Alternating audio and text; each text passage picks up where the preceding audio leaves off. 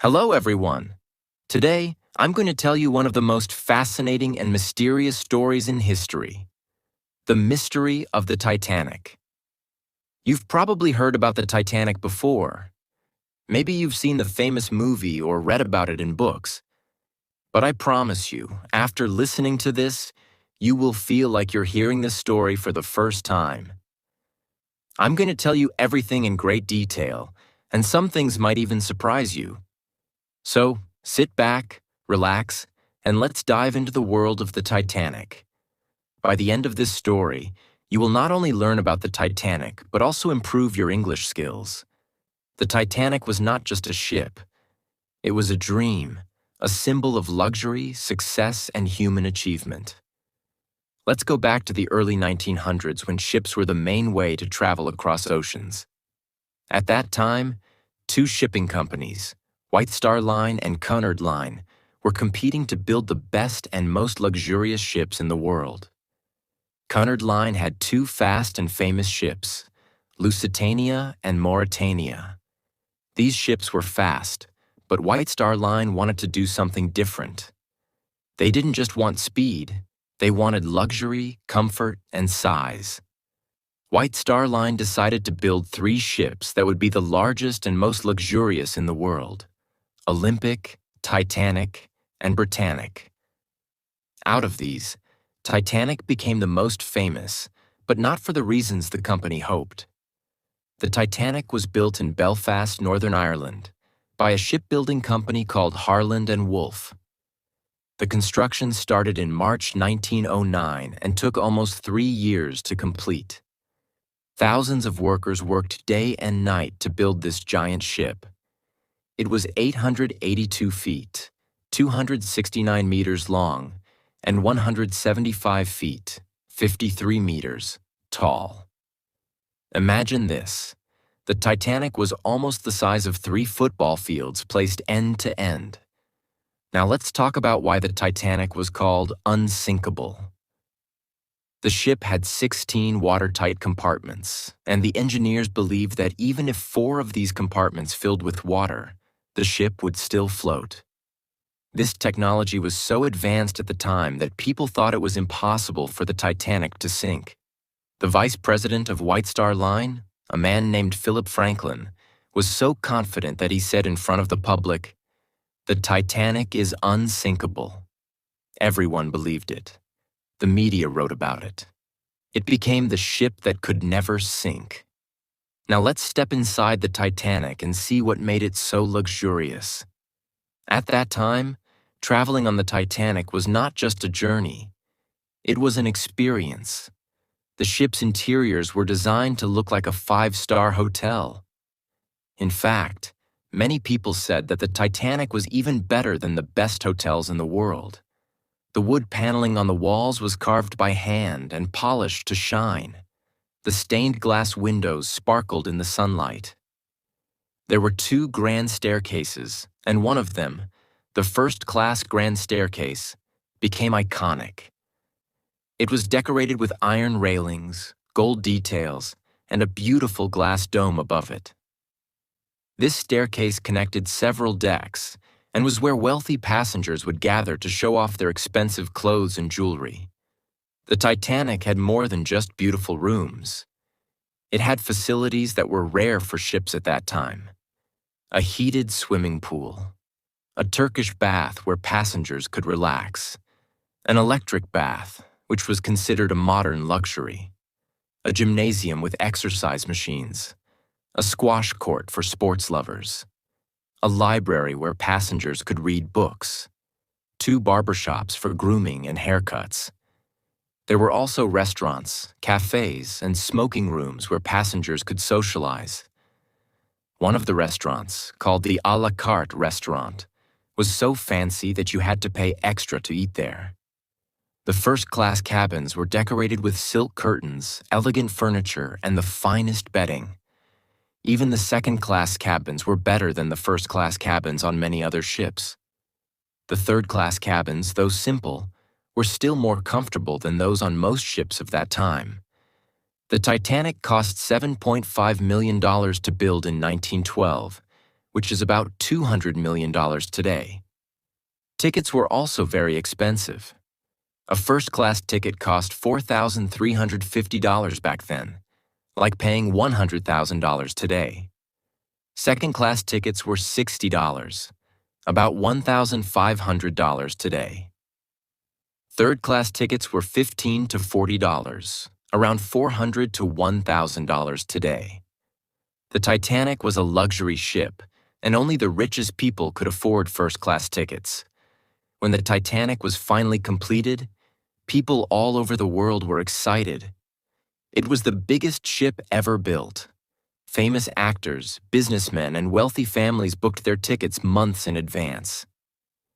Everyone wanted to be part of the Titanic's maiden voyage, its first journey from Southampton, England to New York City, USA. The Titanic set sail on April 10, 1912. Crowds of people gathered at the port in Southampton to see the ship off.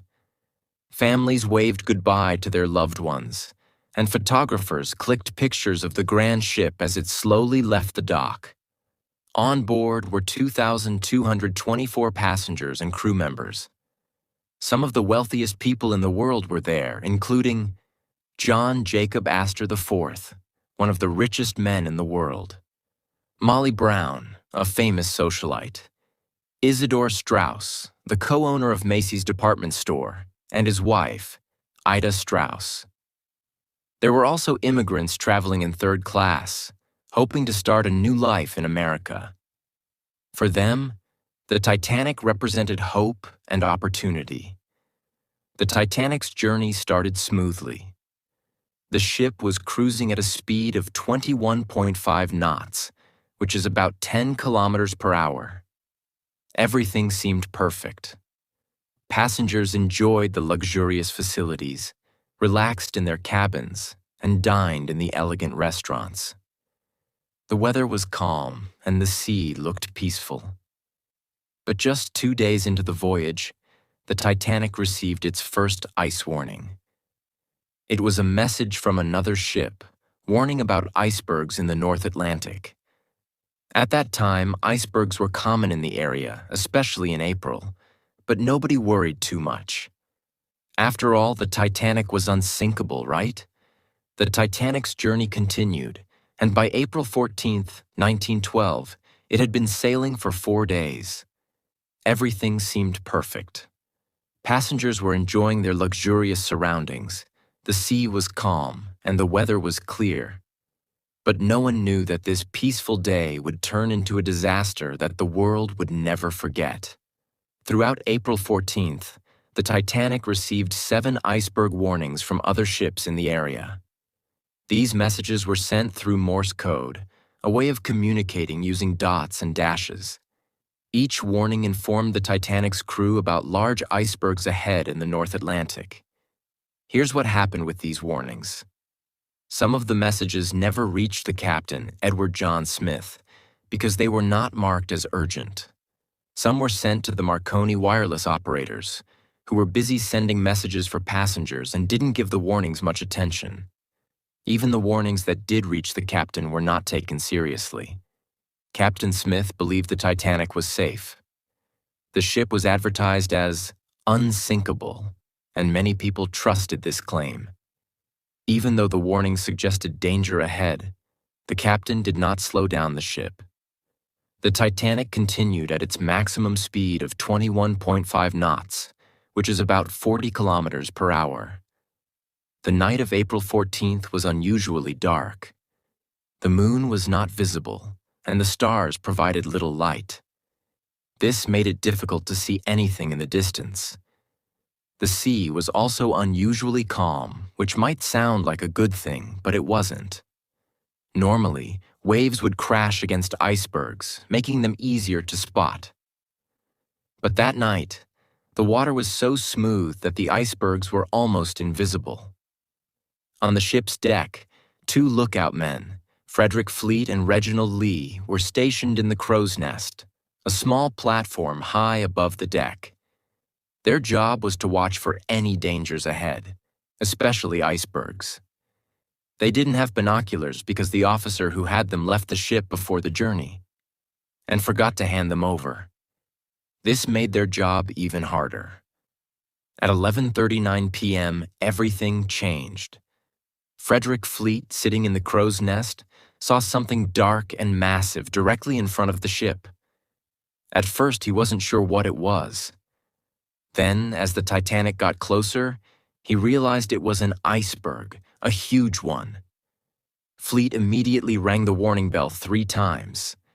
This was the signal for danger. He then grabbed the phone and called the bridge, where officers controlled the ship. He shouted, "Iceberg right ahead!" The officers on the bridge, including First Officer William Murdoch, reacted quickly. Murdoch ordered the crew to turn the ship to the left, reverse the engines to slow the ship down. But it was too late. Just 37 seconds after the iceberg was spotted, at 11:40 p.m., the Titanic crashed into it. The iceberg was enormous, 200 feet high and 400 feet long. According to researchers, it was about 100,000 years old and weighed around 1.5 million tons. The collision caused pieces of ice to fall onto the deck of the Titanic, but the real damage was happening below the waterline. This is one of the biggest mysteries of the Titanic. How could a piece of ice damage a ship made of solid metal? To understand this, let's look at a few important details. 1. The iceberg's weight and strength icebergs are not soft like ice cubes in your drink.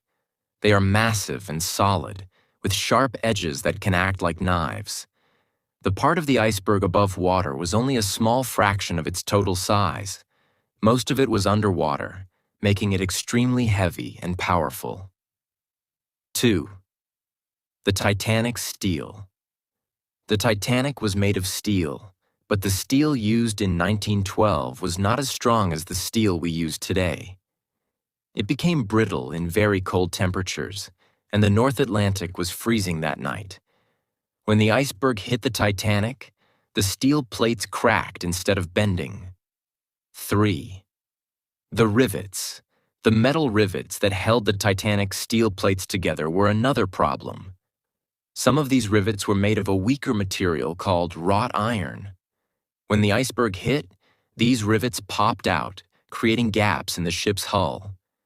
As the iceberg scraped along the Titanic's side, it opened 6 narrow holes below the waterline. These holes were small, but water began pouring in at an alarming rate. When the collision happened, most passengers didn't realize anything was wrong. Some people felt a slight jolt, while others heard a grinding noise as the iceberg scraped along the ship. In the first-class dining room, a few people joked, "What was that? Did we hit something?" In the engine room, however, the crew knew the situation was serious. Water was rushing into the lower decks. The Titanic's watertight compartments were supposed to keep the ship safe, but the iceberg had damaged more compartments than the ship could handle. Scientists believe the iceberg that hit the Titanic started as part of a glacier in Greenland. Over thousands of years, it broke off and drifted into the North Atlantic. By the time it hit the Titanic, it was one of the largest icebergs in the area. Its size and weight made it unstoppable. By midnight, water had flooded the first 5 compartments of the Titanic. This was a critical problem. The ship's design could handle flooding in 4 compartments, but not 5. Captain Smith was informed of the damage, and he realized the Titanic was in serious trouble. The ship, once called unsinkable, was now sinking. But most passengers were still unaware of the danger. The music in the first-class lounge continued to play, and people were still talking and laughing. By 12 a.m. on April 15, 1912, just 20 minutes after the Titanic hit the iceberg, the situation became increasingly dire.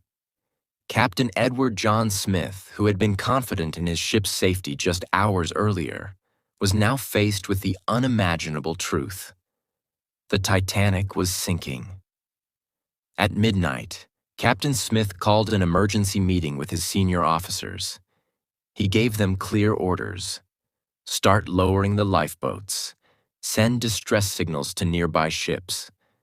Calm the passengers and avoid creating panic. The Titanic was equipped with 20 lifeboats, but these were not enough for the 2,224 people on board.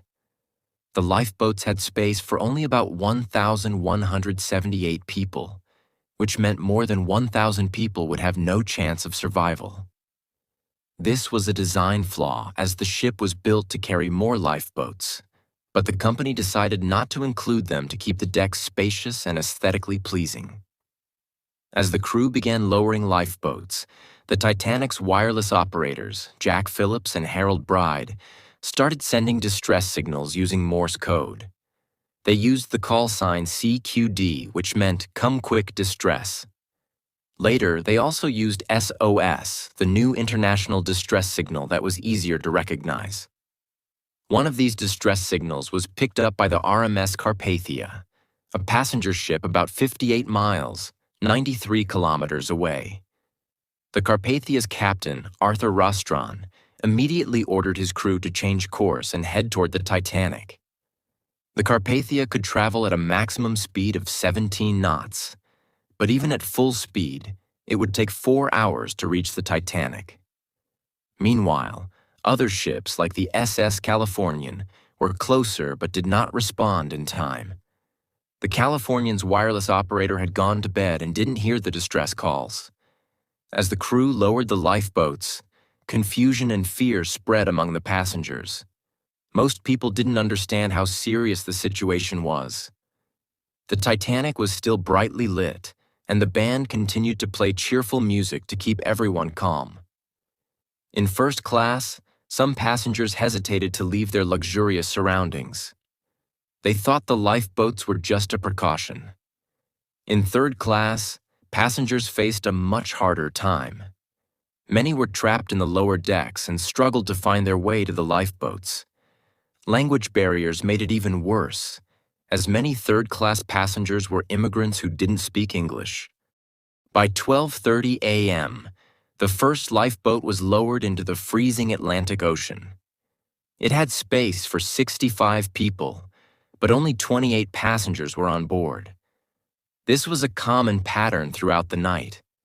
Many lifeboats left the Titanic half empty because passengers didn't believe the ship was sinking or thought they'd be safer staying on board. As water continued to pour into the Titanic, it became clear that the ship's watertight compartments were not enough to save it.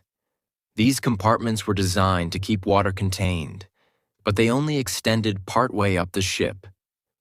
Once the water reached the top of these compartments, it began spilling over into the next ones. By 1:30 a.m., the bow, front of the Titanic was fully underwater. The ship began to tilt forward, and panic spread among the passengers. As the lifeboats filled and were lowered, the passengers faced another deadly threat: the icy water. The temperature of the North Atlantic that night was -2 degrees Celsius, 28 degrees Fahrenheit, cold enough to cause hypothermia within minutes. Most passengers and crew who entered the water without a lifeboat did not survive. The Titanic had 2,224 people on board, but only 705 survived, most of them in lifeboats. At around 2:15 a.m., the Titanic's situation reached its breaking point, literally. The weight of the water flooding the ship caused immense pressure, and the Titanic began to crack. Here's how it happened. The bow was already underwater, pulling the ship downward. The stern, back of the ship was lifted high into the air. The stress on the middle section of the ship was too much, and the Titanic broke into two pieces. The two halves of the ship sank separately. The bow plunged to the ocean floor first. The stern floated for a few moments before also sinking. At 4 a.m., 2 hours after the Titanic sank, the RMS Carpathia finally arrived. The crew immediately began rescuing survivors from the lifeboats. The Carpathia's crew worked tirelessly to pull people from the freezing water. Many survivors were in shock, crying, or suffering from hypothermia. Some were too weak to climb aboard and had to be lifted with ropes. By 8:30 a.m., all survivors had been rescued, and the Carpathia set course for New York. The survivors left behind the wreckage of the Titanic and the bodies of more than 1,500 people who had perished. After the Titanic tragedy, the world wanted answers. How could such a grand and unsinkable ship sink? Why did so many lives get lost? As investigations began, one shocking controversy came to light: the mysterious role of another ship, the SS Californian, which was just 37 kilometers, 20 miles away from the Titanic when it sank. The SS Californian, a British steamship, was sailing in the North Atlantic on the night of April 14, 1912, the same night the Titanic struck the iceberg. Unlike the Titanic, the Californian wasn't rushing to make headlines. It had stopped for the night because of ice warnings and was surrounded by icebergs. Its engines were off, and it was stationary in the cold, quiet ocean. At around 11 p.m., the crew of the Californian spotted a large ship in the distance. This was the Titanic. From their deck, they could see the lights of the enormous vessel. When the Titanic began sinking, its crew launched rocket flares into the sky as a distress signal. These white flares were visible for miles and were meant to alert nearby ships that something was wrong. The crew of the Californian saw these flares. One of their officers, Second Officer Herbert Stone, reported to his captain, Stanley Lord, that he had seen the rockets. Stone also noted that the large ship appeared to be stopped. However, Captain Lord dismissed the situation, assuming it was nothing serious. He believed the ship might be holding a party or celebration, which was not uncommon for wealthy passengers. One of the most critical mistakes made by the Californian was turning off its radio, wireless, for the night. The wireless operator, Cyril Evans, had gone to bed at 11:30 p.m., shortly before the Titanic began sending distress signals. This decision proved catastrophic. If the Californian's radio had been on, its crew would have heard the Titanic's SOS calls and could have responded immediately. The ship was close enough to reach the Titanic in time to rescue hundreds of passengers who later died in the freezing water. The question remains: could the Californian have truly saved lives? Distance. The Californian was 20 miles away, a distance it could have covered in about 2 hours. While it might not have arrived before the Titanic sank, it could have rescued many people from the lifeboats in freezing water. The Titanic sank at 2:20 a.m., and the Californian could have reached the site by 2:30 or 3 a.m., far earlier than the RMS Carpathia, which arrived at 4 a.m. Even saving 100 or 200 more lives would have drastically reduced the scale of the tragedy. The controversy surrounding the Californian led to significant changes in maritime practices. 24/7 radio operators. Ships were required to keep their wireless radios manned at all times to ensure no distress signals would go unheard. Clear signals. New guidelines were introduced for distress flares, making it clear that rockets in the night sky always meant danger, not celebrations. Responsibility to investigate. Ships were instructed to investigate any unusual activity, such as flares or nearby vessels appearing stationary. Captain Stanley Lord's reputation was permanently damaged by the inquiry. Lord spent the rest of his life trying to clear his name, but the controversy followed him until his death in 1962. The Titanic was not just a ship, it was a symbol of human ambition, luxury, and dreams. But in one tragic night, all of that was lost to the icy waters of the Atlantic.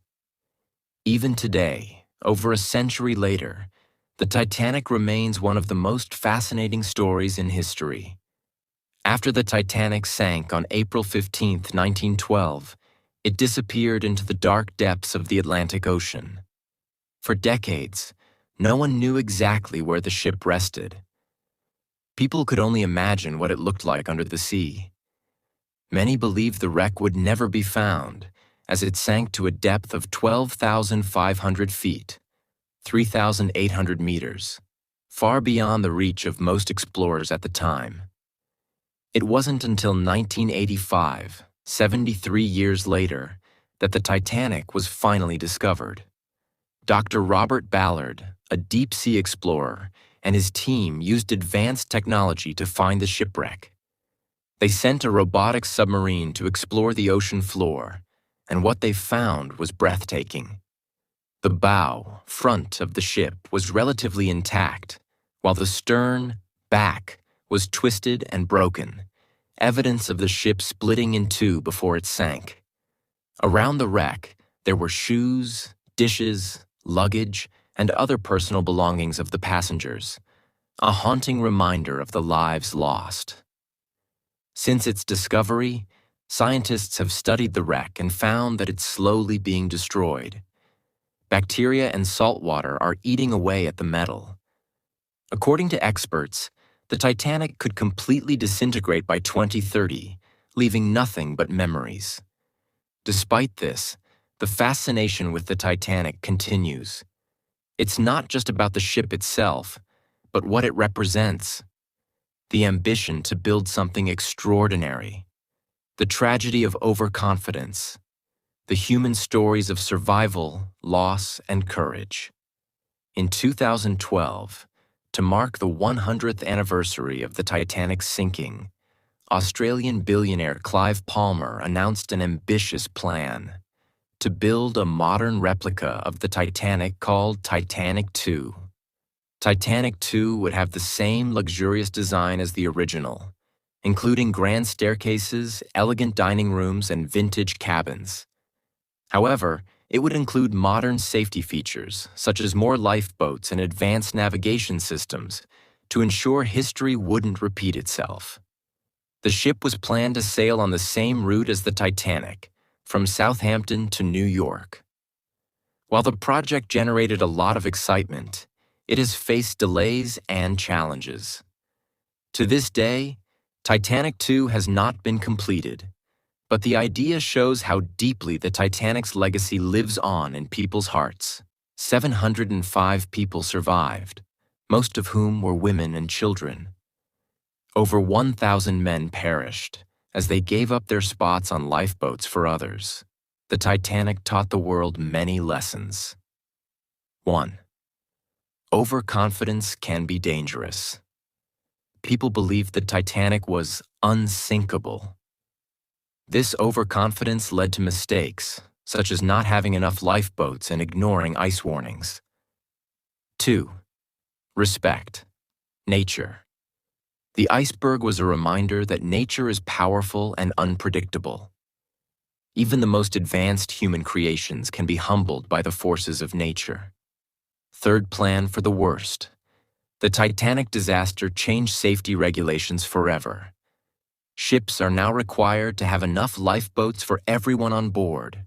Radios must be manned 24/7, and safety drills are mandatory.